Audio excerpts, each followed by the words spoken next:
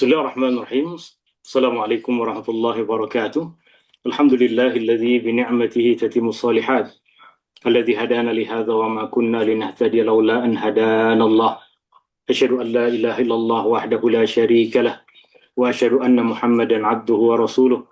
Allahumma shalli ala Muhammad wa ala ali Muhammad kama shallaita ala ali Ibrahim innaka Hamidum Majid.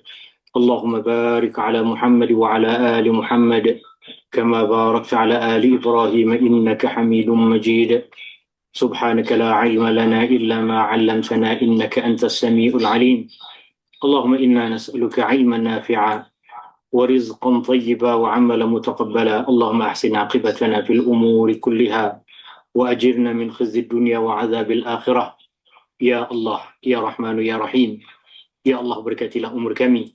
Ya Allah, berkatilah rizki yang kau limpahkan kepada kami. Ya Allah, berkatilah ilmu yang kau ajarkan kepada kami. Ya Allah, berikanlah kepada kami ilmu yang bermanfaat. Ya Allah, berikanlah kepada kami rizki yang halal dan baik.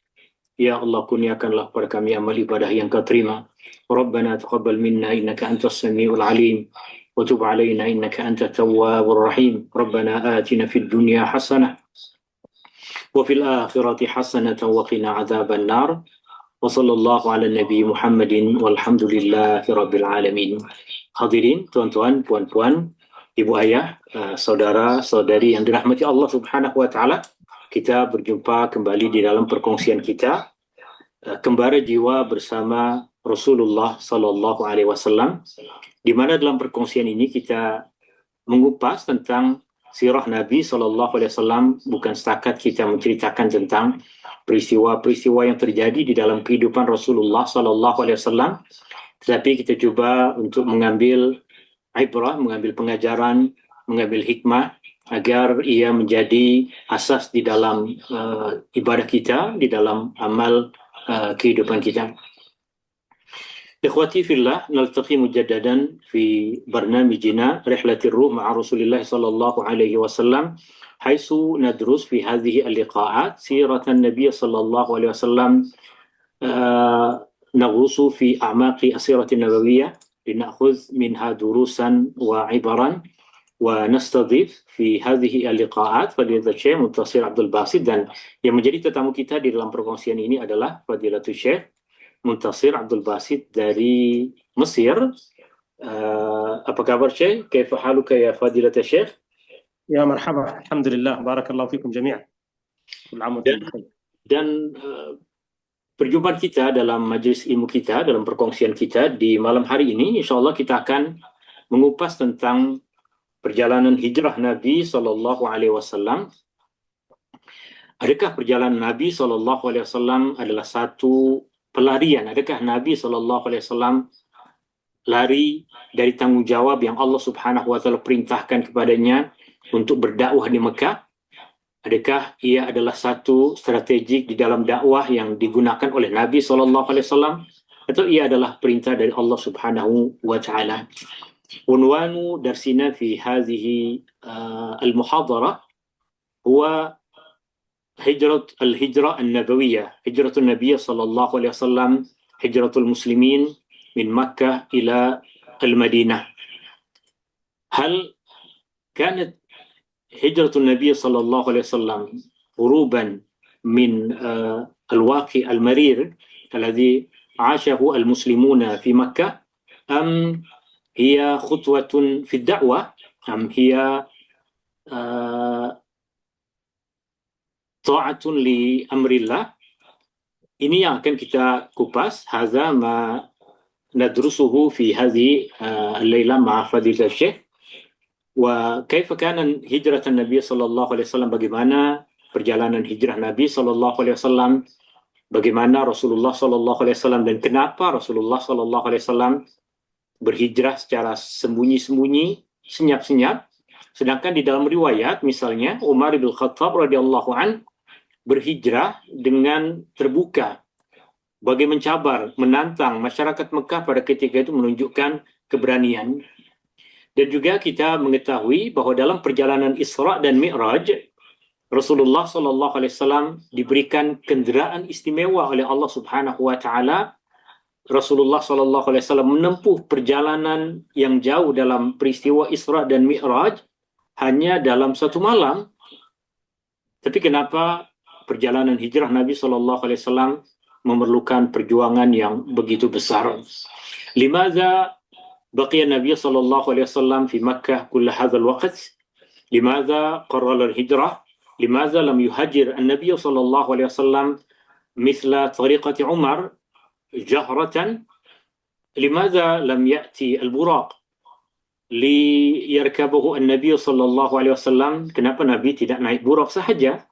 Kenapa perlu Nabi sallallahu alaihi wasallam hijrah dengan semua persediaan itu? Itu yang kita akan kupas, itu yang kita akan pelajari, dan kita akan mendengar dari Fadilatul Syekh semua penjelasan tersebut.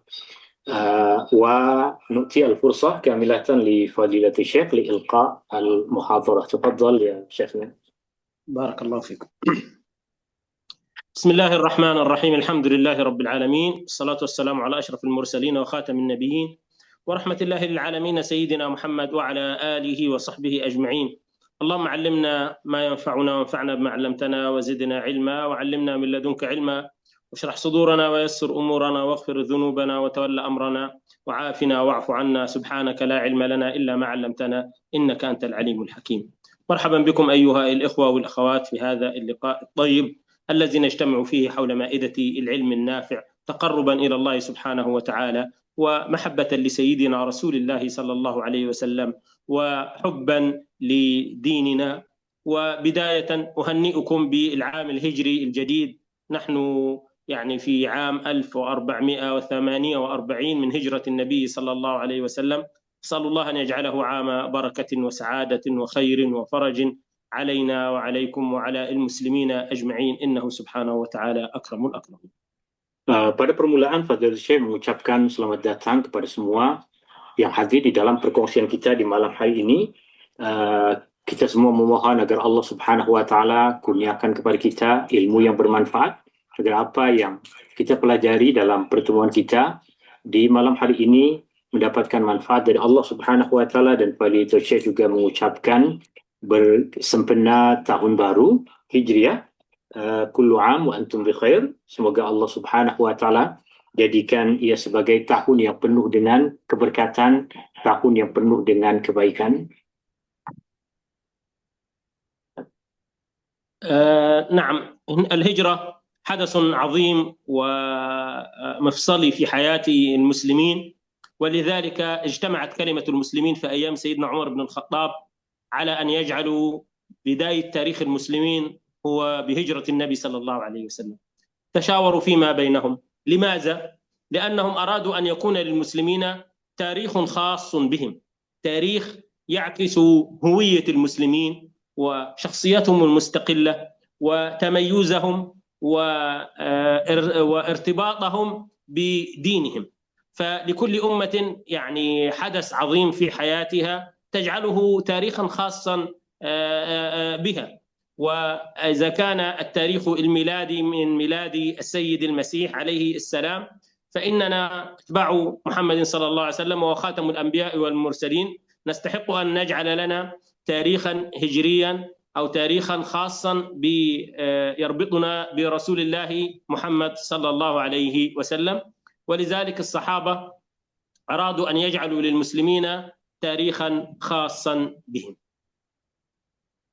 Dan Fadilatul Syekh menjelaskan bahwa perjalanan hijrah, peristiwa hijrah Nabi SAW adalah satu perjalanan yang besar, satu peristiwa yang agung di mana para sahabat telah pun bersepakat untuk menjadikan tahun perjalanan hijrah Nabi SAW sebagai tahun untuk umat Islam, di mana mereka mahu agar sejarah umat Islam berkaitan dengan perjalanan hijrah Nabi SAW. Mereka ingin agar tarikh ataupun tahun yang mereka gunakan mencerminkan tentang identiti mereka sebagai orang-orang Islam yang membezakan mereka dengan umat-umat yang lain. Sebagaimana setiap umat, setiap bangsa ingin menjadikan satu peristiwa besar di dalam sejarah mereka menjadi bahagian petanda tahun mereka, sebagaimana orang-orang Nasrani, orang-orang Masehi menjadikan kelahiran Nabi Isa sebagai tahun pertama mereka, maka umat Islam pun mahu menjadikan peristiwa besar yang terjadi pada Rasulullah SAW, yaitu peristiwa hijrah Nabi SAW, sebagai tahun untuk umat Islam. Dan para sahabat ingin mengkaitkan antara tahun dengan peristiwa besar di dalam perjalanan kehidupan Rasulullah sallallahu alaihi wasallam. وهناك أمران يا أيها الإخوة في التاريخ الهجري ينبغي أن نفهمهما جيدا. الأول أن التاريخ الهجري يرتبط بالتقويم القمري، بينما التاريخ الميلادي يرتبط بالتقويم الشمسي، والعبادات في الإسلام وفق القمر وليست وفق التقويم الشمسي. لماذا؟ لأنه العبادات في الإسلام فيها الصيام، فيها الحج، فيها الزكاة. هذه إذا ارتبطت بالتقويم الشمسي سيأتي شهر رمضان مثلا في كل عام في نفس الوقت، فلو كان شهر رمضان في شهر يوليو 7 مثلا أو يونيو الذي نحن فيه الآن، لا ونحن عندنا في مصر أو في الدول الحارة الحر شديد جدا واليوم طويل 16 ساعة وأكثر، لو كان الصيام في كل عام يأتي في هذا الوقت لصار شيئا صعبا، ولو كان الصيام يأتي في الشتاء في شهر 1 أو 2 أيضا لربما كان صعبا على بعض الناس. لكن من رحمة الله بالعبادة أنها مرتبطة بالتقويم القمري الذي هو يختلف عن التقويم الميلادي الشمسي ب11 يوما في كل عام.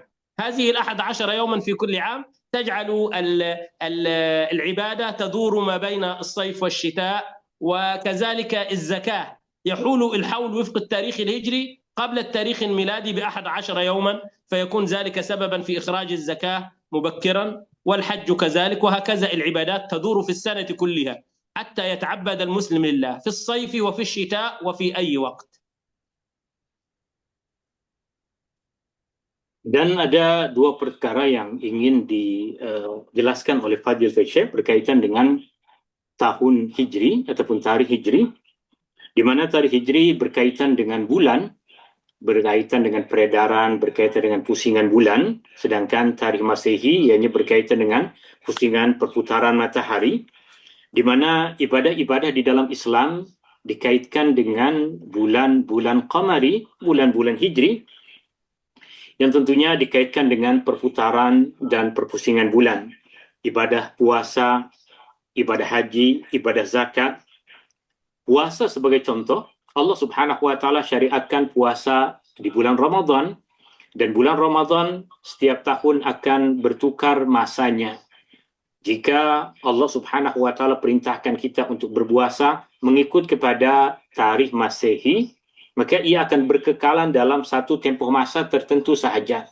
Seandainya bulan Ramadan terjadi pada bulan bulan Julai misalnya, maka ia akan sentiasa berada pada musim panas di sebahagian negeri Islam yang tentunya akan menyusahkan mereka. Atau jika ia terjadi di bulan Desember misalnya, ia akan selalu terjadi pada musim sejuk.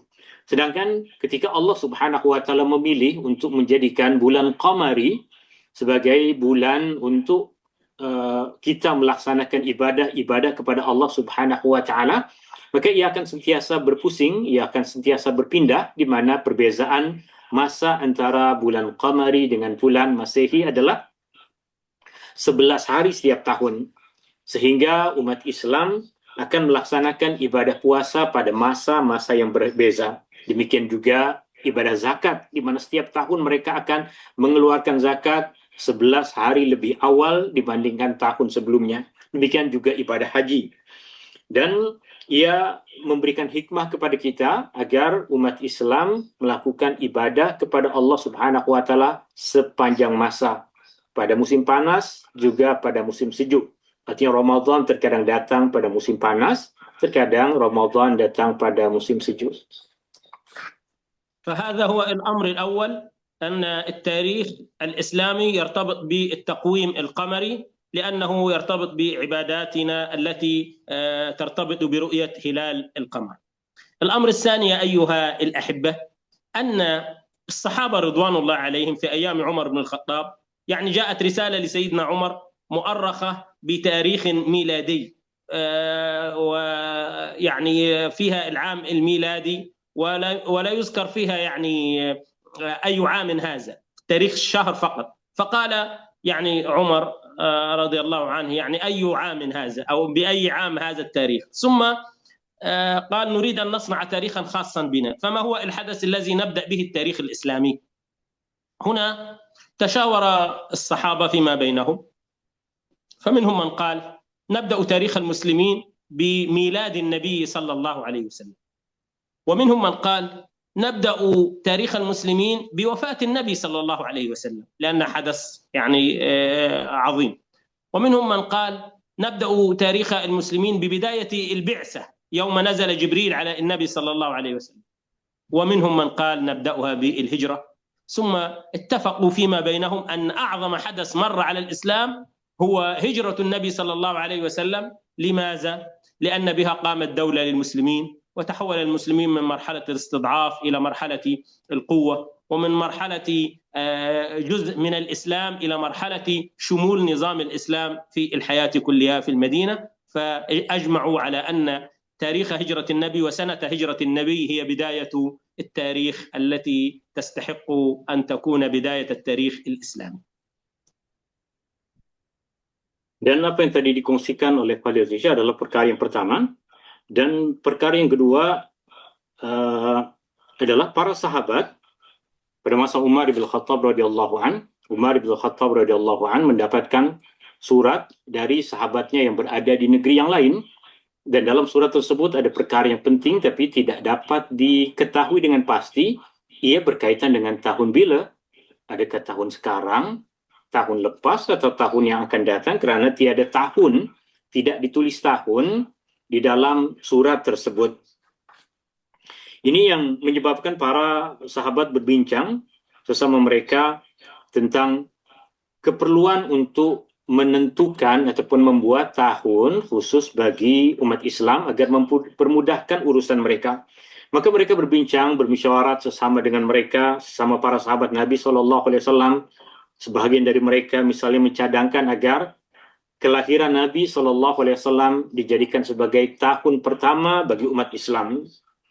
Ada lagi yang mengatakan bahwa kita jadikan hari kematian Nabi SAW sebagai tahun pertama bagi umat Islam, kerana hari tersebut adalah satu hari yang besar bagi umat Islam. Kemudian ada yang mencadangkan agar hari di mana Rasulullah SAW pertama kali mendapatkan wahyu, hari pertama kali Jibril datang kepada Nabi SAW, dijadikan sebagai tahun pertama bagi umat Islam. Dan ada yang mencadangkan agar peristiwa hijrah Nabi SAW dari Mekah ke Madinah dijadikan sebagai tahun pertama bagi umat Islam. Dan ini yang kemudian disepakati kerana mereka mengetahui bahwa ia adalah satu peristiwa besar di dalam sejarah umat Islam, di mana dengan peristiwa, dengan perjalanan hijrah Nabi SAW terbina satu kekuatan politik bagi Rasulullah SAW, terbina satu negara bagi umat Islam, terbina satu kekuatan yang besar bagi umat Islam. Sebelumnya mereka lemah, dan masyarakat Islam boleh mengamalkan Islam secara keseluruhan. Maka mereka bersepakat untuk menjadikan tahun hijrah Nabi SAW sebagai tahun bagi umat Islam, mengingat peristiwa tersebut adalah peristiwa yang besar dalam sejarah Islam. والآن نأتي أيها الأحبة إلى إجابة بعض الأسئلة التي أثارها فضيلة الشيخ في بداية المحاضرة. السؤال الأول الذي يعني قد يطرق أذهان بعض المسلمين: هل كانت هجرة النبي هروبا من مكة؟ هل كانت هروبا من الواقع المرير في مكة وعدم تحمل للضغط الذي حصل في مكة؟ فنقول يا أيها الإخوة وبالله التوفيق إن الهجرة لم تكن أبدا هروبا، لأن الهروب معناه الاختفاء وعدم العودة مرة أخرى. هربت منك بمعنى اختفيت عنك ولم أعد إليك ولا تراني مرة أخرى. أما النبي صلى الله عليه وسلم فإنه ما انقطعت صلته بمكة، وإنما ظل بعد خروجه من مكة إلى المدينة ظل على الصلة بمكة وجهاد وغزوات ومعارك حتى لم تمر يعني بضع سنوات، حوالي يعني في السنة 8 من هجرة النبي صلى الله عليه وسلم عاد إلى مكة مرة أخرى فاتحا وقائدا وحاكما لمكة بعد ما كانت يعني مكة تطارده وتريد أن تقتله. فالهجرة أبدا لم تكن هروبا بهذا المعنى، وإنما الهجرة كانت مثل الذي يتراجع خطوة إلى الوراء لكي تأتي القفزة أقوى في الأمام، تراجع خطوة إلى الوراء لكي يقفز قفزة أقوى في الأمام. أنتم الآن تتابعون لعلكم كأس العالم، اللاعب عندما يريد أن يعني يضرب يعني ركلة جزاء أو ضربة جزاء فإنه يتراجع إلى الخلف بضع خطوات حتى تأتي الضربة أقوى ويستطيع يعني إحراز الهدف. فالهجرة كانت خطوة إلى الوراء لكي تأتي القفزة أقوى والضربة أقوى بعد ذلك. Dan Fadil Syekh mula mengupas beberapa perkara yang tadi kita tanyakan di permulaan muhadarah. Di antara yang tadi kita coba untuk tanyakan adalah, adakah perjalanan hijrah Nabi SAW adalah Rasulullah SAW melarikan diri, adalah satu bentuk keadaan di mana Rasulullah SAW dan para sahabat melarikan diri dari satu realiti yang pahit, dari satu perkara yang menyusahkan mereka. Fadil Syekh mengatakan bahwa perjalanan hijrah Nabi SAW bukan satu pelarian. Rasulullah SAW bukan melarikan diri dari Mekah, di mana orang yang melarikan diri selalunya akan bersembunyi. Sedangkan Rasulullah SAW tidak terputus hubungan Rasulullah SAW dengan Mekah. Rasulullah SAW dan para sahabat sentiasa mencari jalan dan peluang untuk dapat kembali ke Mekah melalui jihad mereka, melalui perjuangan mereka, melalui peperangan yang terjadi di antara umat Islam dengan golongan orang-orang musyrikin. Bahkan Rasulullah SAW dalam beberapa tahun selepas Rasulullah SAW berhijrah, tepatnya selepas 8 tahun dari perjalanan hijrah Nabi SAW, Rasulullah SAW dan para sahabat telah pun kembali ke Mekah sebagai fatih, sebagai orang yang mendapatkan kemenangan dan menguasai kota Mekah. Rasulullah SAW menjadi pemimpin yang menguasai kota Mekah selepas sebelumnya Rasulullah SAW dan para sahabat dikejar, Rasulullah SAW dan para sahabat dianiaya dan dizalimi. Ini jika kita gambarkan bagaikan keadaan seseorang yang mundur beberapa langkah untuk boleh berlari dengan lebih laju. Fadil Syekh tadi mengkaitkan dengan realiti yang sebahagian orang tengah saksikan sekarang, yaitu Piala Dunia, di mana ramai orang yang tengok bola, dan mereka nampak ketika pemain bola akan menendang bola, dia akan mundur dulu ke belakang, kemudian maju ke depan agar tendangannya lebih kuat. Dan perjalanan hijrah Nabi SAW bagaikan orang yang mundur ke belakang beberapa langkah agar boleh marah ke hadapan dengan lebih laju, dengan lebih besar lagi, dengan lebih kuat lagi. Seperti itulah gambaran tentang perjalanan hijrah Rasulullah SAW, bukan melarikan diri, tetapi satu langkah mundur ke belakang untuk boleh maju ke hadapan dengan lebih kuat. كذلك فالله سبحانه وتعالى أخبر النبي صلى الله عليه وسلم وهو في طريق الهجرة. هذه الآية التي يعني أنزلت على النبي في سورة القصص، موجودة في سورة القصص، يقول الله سبحانه وتعالى لرسوله صلى الله عليه وسلم: إن الذي فرض عليك القرآن لرادك إلى معاد. يعني هذه الهجرة ليست هروبا، بل سترجع مرة أخرى في موعد محدد، سترجع إلى مكة مرة أخرى فاتحا. فلم يعني من وقت خروجه صلى الله عليه وسلم وهو يعلم أنه سيرجع مرة أخرى إلى مكة، وأنه ليس يعني يريد أن يهرب منها أو يختفي منها. وكذلك النبي صلى الله عليه وسلم ما هاجر إلا طاعة لأمر الله، حين أمره الله بالبقاء بقي، وحين أمره الله بالهجرة هاجر صلى الله عليه وسلم. ففي كلا الأمرين البقاء أو الهجرة كانت طاعة لأمر الله عز وجل، والنبي صلى الله عليه وسلم لا يتصرف من تلقاء نفسه وإنما بما يأمره الله سبحانه وتعالى. Dan Allah Subhanahu wa taala telah pun memberitahu Rasulullah sallallahu alaihi wasallam bahwa Rasulullah sallallahu alaihi wasallam akan kembali ke tempat asal baginda. Rasulullah sallallahu alaihi wasallam akan kembali ke Mekah.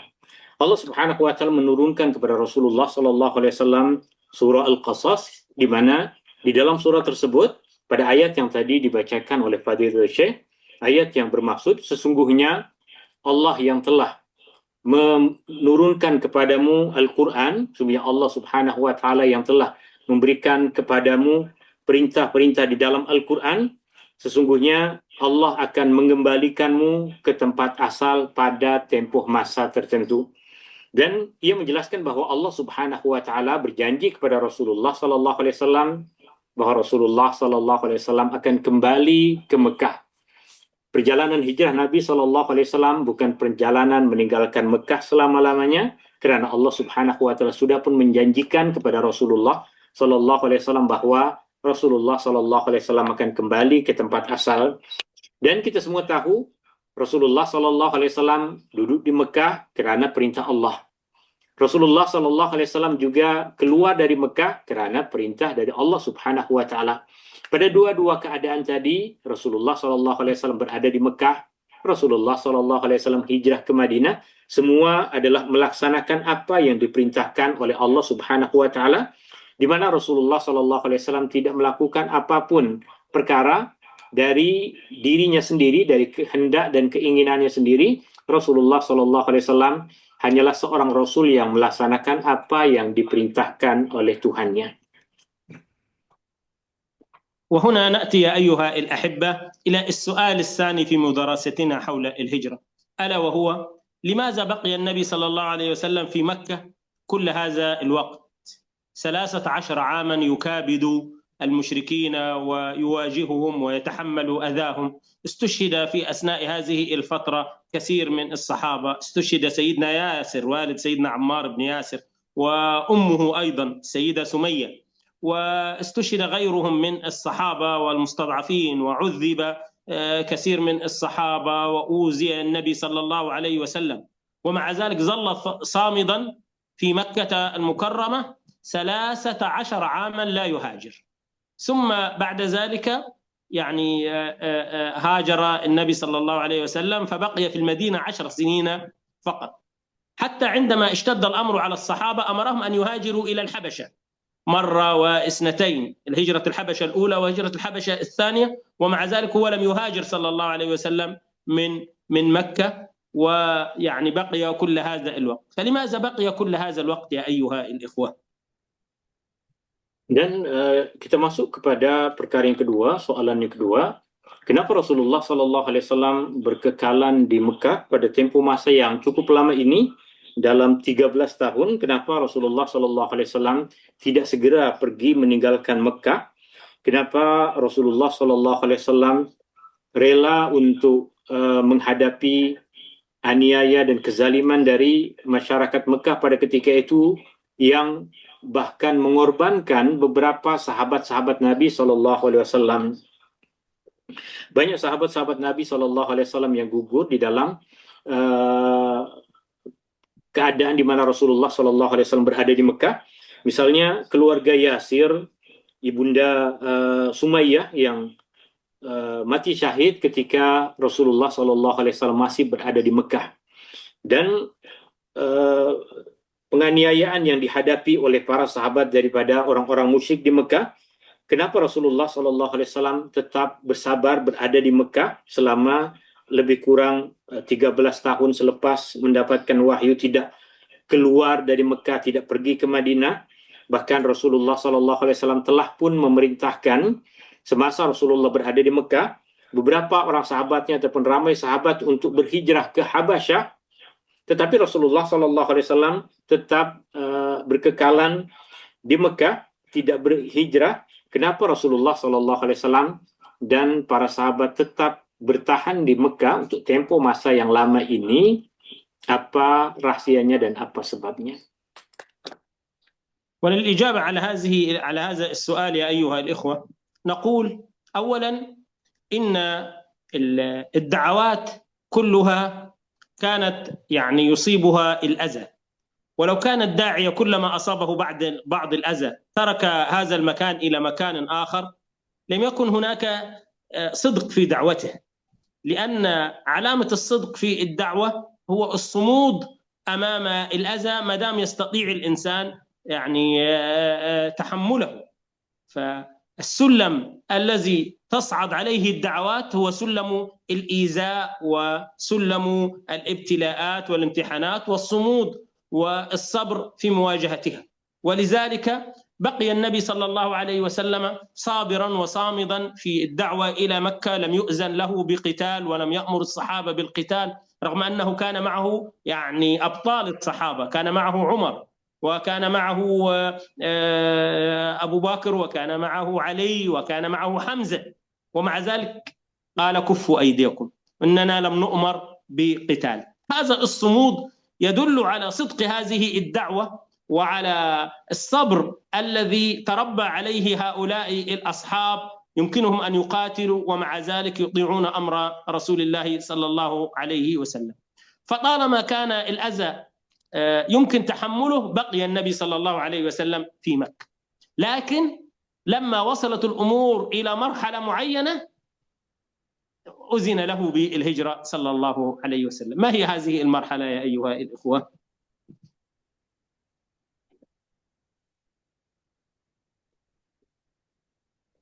Fadil Syekh menjelaskan bahwa perjalanan dakwah menyeru umat manusia untuk beribadah kepada Allah Subhanahu wa taala adalah satu perjuangan yang memerlukan kemantapan, memerlukan kesabaran.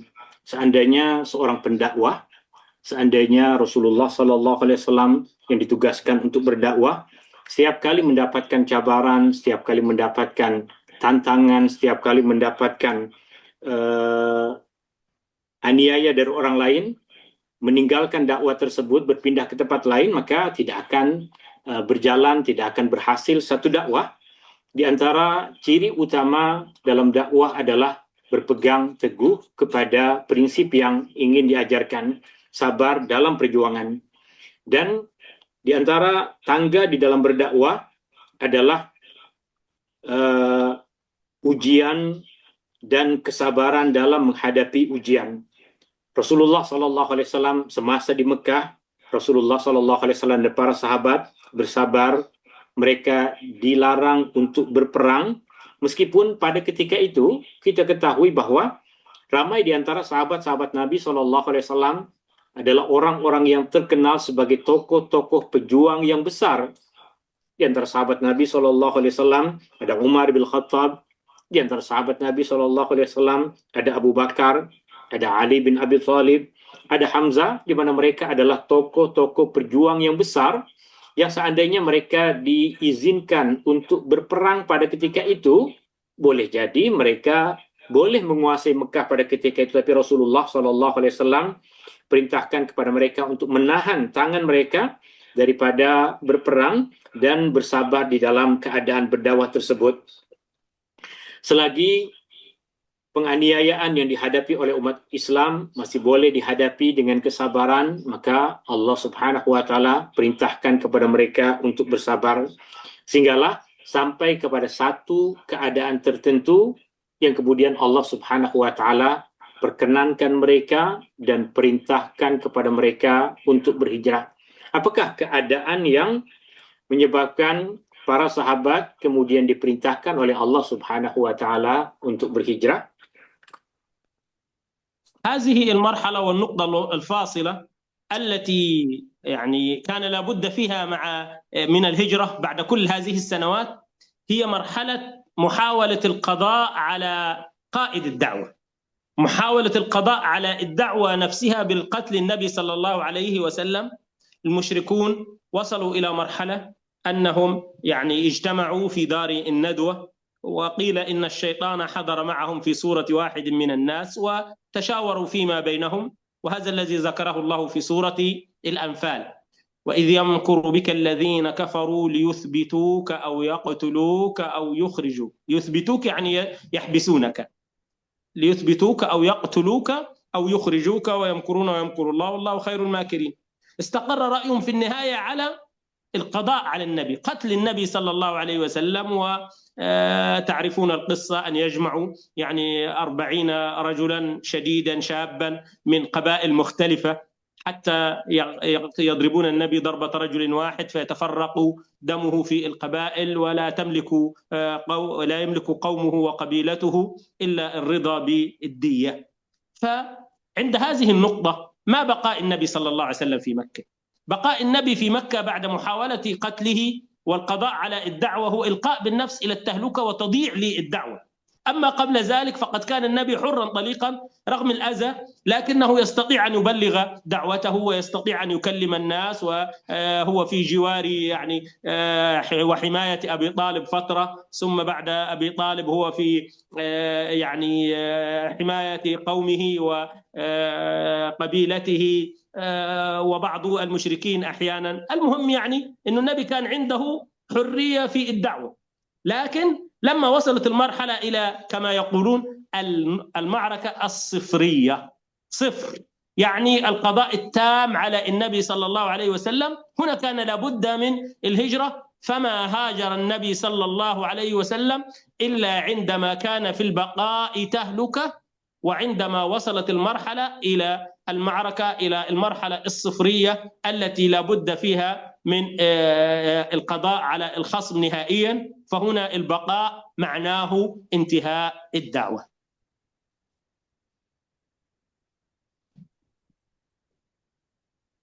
Dan ketika penganiayaan yang dilakukan oleh orang-orang musyrik sampai kepada satu tahap yang membimbangkan, satu tahap di mana mereka telah pun bersepakat untuk menghancurkan pemimpin dakwah.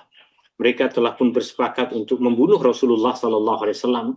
Orang-orang musyrik pada ketika itu telah berhimpun di tempat perhimpunan mereka di Darun Nadwah, di mana mereka berbincang apa yang perlu mereka lakukan kepada Muhammad pada ketika itu. Sebagian dari mereka mengatakan perlu ditangkap, dipenjarakan, diikat. Sebagian dari mereka mencadangkan untuk menghalau dia keluar dari Mekah. Dan akhirnya mereka pun telah bersepakat untuk membunuh Rasulullah SAW. Dan kita semua ketahui di dalam sejarah bagaimana orang-orang musyrik telah pun bersepakat untuk menghimpunkan 40 orang pemuda dari masing-masing kabilah. Dan mereka 40 orang tersebut semua melakukan usaha bersama untuk membunuh Rasulullah SAW, yang apabila peristiwa tersebut terjadi, maka ahli keluarga Rasulullah SAW tak tahu kemana mereka mesti menuntut kematian Rasulullah SAW apabila ia dilakukan oleh orang yang terlalu ramai bilangannya. Maka ketika gangguan dari orang-orang musyrik telah sampai kepada tahap yang membimbangkan, yang artinya berkekalan di Mekah pada ketika itu bagaikan mencampakkan diri sendiri ke dalam kebinasaan. Maka pada keadaan seperti itulah Allah Subhanahu wa taala perintahkan Rasulullah sallallahu alaihi wasallam untuk berhijrah. Di mana sebelumnya Rasulullah sallallahu alaihi wasallam dan para sahabat meskipun banyak gangguan dari orang-orang musyrik, Rasulullah SAW masih jumpa jalan untuk dia menyampaikan dakwahnya. Ada ketika Rasulullah SAW berada di bawah perlindungan Abu Talib. Ada masa di mana Rasulullah SAW berada di bawah perlindungan kaum kerabatnya. Ada masa di mana Rasulullah SAW berada di bawah perlindungan sebahagian dari orang-orang musyrik di Mekah. Artinya, ada peluang dan kemudahan bagi Rasulullah SAW untuk menyampaikan seruan dakwah. Tapi ketika orang-orang musyrik di Mekah, mereka telah pun berbincang dan sepakat untuk memotong kepala dari dakwah tersebut, untuk menghabiskan Rasulullah SAW, maka memilih untuk berkekalan di Mekah bagaikan mencampakkan diri kepada kebinasaan, maka itulah sesuatu yang tidak ingin terjadi, kita tidak diinginkan oleh Rasulullah Sallallahu Alaihi Wasallam. Maka untuk menyelamatkan dakwah, Rasulullah Sallallahu Alaihi Wasallam diperintahkan oleh Allah Subhanahu Wa Taala untuk berhijrah. ولذلك يا أيها الإخوة نجد النبي صلى الله عليه وسلم عندما خرج من مكة مكرها بعدما تآمر القوم على قتله نظر إلى مكة نظرة يعني وداع، وقال كلمات تفيض بالحب للوطن، وكل إنسان يعني يحب وطنه. فقال صلى الله عليه وسلم لمكة: إنك لأحب بلاد الله إلى الله وأحب بلاد الله إلي، ولولا أن أهلك أخرجوني منك ما خرجت. يعني لم أكن لأخرج أبدا من مكة لولا أن أهل مكة أخرجوا النبي صلى الله عليه وسلم منها. ولذلك يعني كل إنسان يحب وطنه، المكان الذي نشأ فيه والذي تربى فيه، وفيه ملاعب الصبا، وفيه يعني مراتع الشباب. ولكن أحيانا لأجل دينه ولأجل دعوته يضطر إلى المهاجرة وإلى الهجرة، وأرض الله واسعة.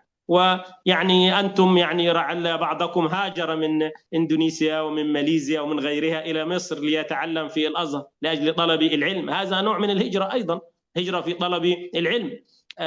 وما كان المؤمنون لينفروا كافة فلولا نفر من كل فرقة منهم طائفة ليتفقهوا في الدين ولينذروا قومهم إذا رجعوا إليهم، وهكذا.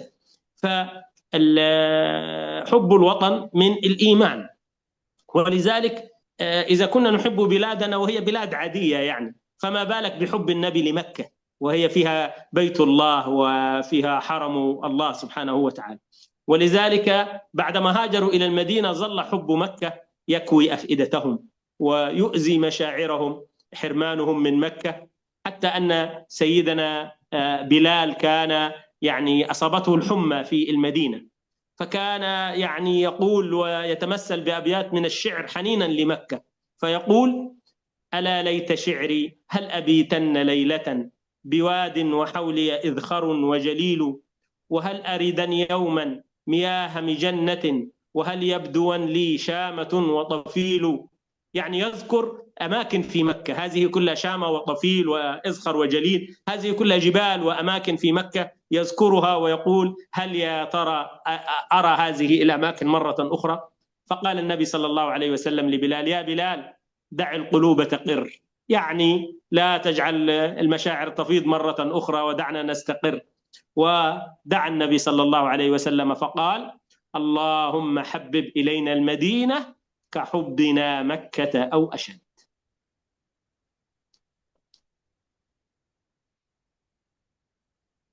Dan Nabi Sallallahu Alaihi Wasallam diperintahkan oleh Allah Subhanahu Wa Taala untuk meninggalkan Mekah, berhijrah ke Madinah. Dan dalam perjalanan hijrah, Nabi Sallallahu Alaihi Wasallam memandang tempat kelahiran baginda Sallallahu Alaihi Wasallam, memandang Mekah dengan penuh kesedihan, dan Rasulullah Sallallahu Alaihi Wasallam mengatakan, demi Allah, engkau wahai Mekah adalah negeri aku yang paling dicintai oleh Allah, dan engkau adalah negeri Allah yang paling aku cintai. Seandainya kaummu tidak menghalauku dari Mekah, maka aku tidak akan meninggalkanmu. Dan setiap manusia tentu cinta kepada negeri di mana dia dilahirkan, di mana Rasulullah Sallallahu Alaihi Wasallam cinta ke Mekah, tempat di mana Rasulullah Sallallahu Alaihi Wasallam ada kenangan di masa kecil. Dan tetapi kerana untuk menyelamatkan agama, untuk menyelamatkan dakwah Rasulullah Sallallahu Alaihi Wasallam, Rasulullah Sallallahu Alaihi Wasallam perlu untuk meninggalkan kampung halamannya, untuk meninggalkan negeri kelahirannya, untuk berhijrah. Dan bahkan perjalanan hijrah adalah satu perjalanan yang kita sentiasa lakukan, di mana ramai penuntut-penuntut dari Indonesia dan Malaysia yang berhijrah ke Mesir untuk menuntut ilmu di Al-Azhar. Misalnya, itu adalah bahagian dari perjalanan hijrah individu kita untuk memperbaiki agama kita dan untuk menambah kefahaman yang betul tentang agama. Dan kita tahu bahawa kecintaan kepada negeri kita adalah bahagian dari keimanan kita. Terlebih lagi kecintaan Rasulullah SAW kepada Mekah, di mana di dalam Mekah terdapat Masjidil Haram, terdapat Ka'bah, tempat-tempat yang dimuliakan oleh Allah Subhanahu wa Ta'ala. Perjalanan hijrah adalah satu perjalanan yang berat bagi banyak para sahabat Nabi Shallallahu Alaihi Wasallam. Mereka dipaksa ataupun terpaksa meninggalkan kampung mereka ke satu negeri yang asing bagi mereka. Bahkan Sayyiduna Bilal radhiyallahu an, dia melantunkan bait-bait syair menunjukkan kerinduan dia kepada Mekah, menyebutkan nama tempat di Mekah yang menunjukkan tentang kerinduan dia kepada kampungnya. Dan bahkan beliau ketika sampai di Madinah sakit, Sayyiduna Bilal radhiyallahu an sakit ketika beliau sampai di Madinah. Maka Rasulullah SAW kemudian berdoa dan mendoakannya, ya Allah, tanamkanlah ke dalam hati kami kecintaan kepada Madinah. Ya Allah, tanamkanlah ke dalam hati kami kecintaan kepada Madinah, sebagaimana kecintaan kami kepada Mekah, atau kecintaan yang lebih besar lagi. ثم يعني يبدو أن الوقت قد أخذنا، وكنت أريد أن أتحدث عن موضوع لماذا لم يهاجر النبي مثل هجرة عمر، لكنه موضوع فيه يعني معاني كبيرة جدا وكثيرة، وأنتم يعني هكذا في سهرة يعني، فلا أريد أن أطيل عليكم أكثر من ذلك. فإن شاء الله رب العالمين مناسب يا مولانا أن نتوقف ولا نكمل؟ زين ماشي ان شاء الله رب العالمين. يعني ان موضوع لماذا لم يهاجر النبي مثل عمر اترككم هذا الاسبوع تفكرون فيه، وان شاء الله الاسبوع القادم نستكمل موضوعنا في الهجره، لان هناك معان كثيره فيها، وسوف تكون سلسله من الدروس والمحاضرات عن هجره النبي صلى الله عليه وسلم، لانها حدث عظيم في سيره النبي صلى الله عليه وسلم ينبغي ان نتوقف امامه. لكننا اليوم استفدنا معنى عظمه الهجره ومكانتها، ولماذا اختارها الصحابة لتكون تاريخا للمسلمين، ولماذا أصلا المسلمون يحتاجون إلى تاريخ يعني يتوافق مع القمر. ثم بعد ذلك قلنا لماذا هاجر النبي في هذه اللحظة، ولماذا بقي كل هذه الفترة قبل أن يهاجر، وما هي علاقته بوطنه وبحبه لمكة. ثم يعني إن شاء الله في اللقاء القادم سوف نعرف لماذا لم يهاجر النبي بالبراق أو مثل هجرة عمر وغيرها إن شاء الله من الأسئلة. جزاكم الله خيرا وبارك الله فيكم وكل عام وأنتم بخير. Oke, dan di akhir pertemuan tadi Fadil Syekh menjelaskan kepada kita bahwa ada beberapa poin yang perlu dikupas lebih dalam, yaitu berkaitan dengan kenapa Rasulullah SAW tidak berhijrah seperti Umar berhijrah, di mana di dalam sebagian riwayat menceritakan bahwa ketika Umar bin Khattab radhiyallahu an mau berhijrah, beliau berhijrah secara terang-terangan, secara terbuka, mencabar, menantang penduduk Mekah. Sedangkan Rasulullah SAW berhijrah secara sembunyi-sembunyi. Apa hikmah di sebalik itu?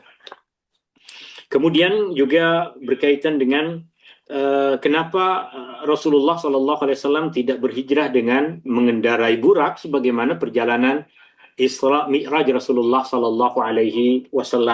Soalan-soalan ini insya Allah kita akan kupas dalam pertemuan yang akan datang. Dan tadi Alhamdulillah Fadilatul Syekh telah berkongsi kepada kita berkaitan dengan sejarah di sebalik tarikh Hijriyah. Kenapa umat Islam memerlukan tarikh Hijriyah, dan bagaimana kenapa peristiwa hijrah Nabi SAW dipilih oleh para sahabat sebagai permulaan bagi tarikh umat Islam. Dan juga kita telah mempelajari tadi kenapa Rasulullah SAW berkekalan di Mekah dalam tempoh masa yang panjang ini, tidak segera berhijrah ke Madinah pada awal gangguan dari penduduk Mekah, dan apa hubungannya dengan kecintaan Rasulullah SAW dengan negeri asalnya. Terima kasih Fadil Syekh, syukran Fadil Syekh ala hadhihi al-muhadarah al-qayyimah, dan terima kasih kepada semua tuan-tuan dan puan-puan yang hadir di dalam perkongsian kita. Semoga ada ilmu yang bermanfaat yang kita dapatkan, dan kita akan berjumpa kembali dalam majlis kita dalam di minggu hadapan pada masa yang sama insyaallah. Nastaudiukumullah. Dan kita tutup dengan membaca tasbih kifarah. Subhanakallahumma wa bihamdika asyhadu an la ilaha illa ant astaghfiruka wa atubu ilaik. Syukran. Assalamualaikum warahmatullahi wabarakatuh.